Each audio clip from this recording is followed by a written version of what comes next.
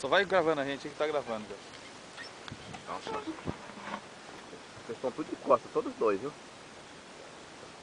Cachorra da Araguaia, galera. Bem embaixo da correnteza. Quero ver o pulo dela, que ela pega no pulo. Pegamos nem embaixo no remando do lado. O problema é que aí um tem que abaixar pra jogar garatex, nem um vai fazer um brinco nas orelhas. Não precisa nem fisgar, ela vem muito fisgou.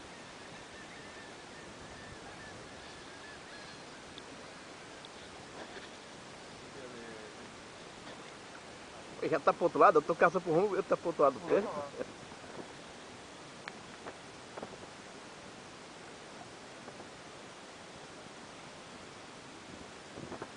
Até agora eu ainda não peguei ela, ainda não vi ela, o que que é.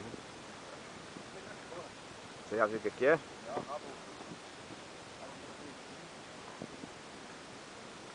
Acontece agora, mata também, rabo preto, né?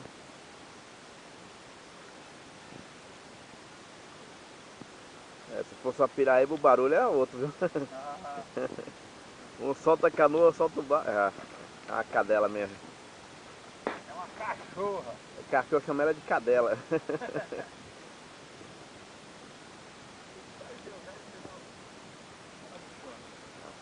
Já apontou a cara. Essa aqui não tem dó de dente, o dente dela é criado, viu? Grava lá, ó, outra lá, ó. Putz, escapou. Olha ele filmar o Dudu que escapa. E o Dudu acabou de pegar outra cachorra lá embaixo na remanda.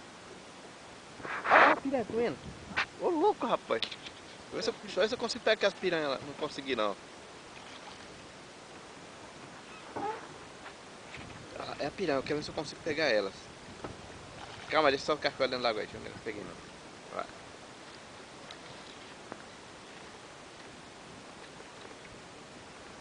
Pronto, olha.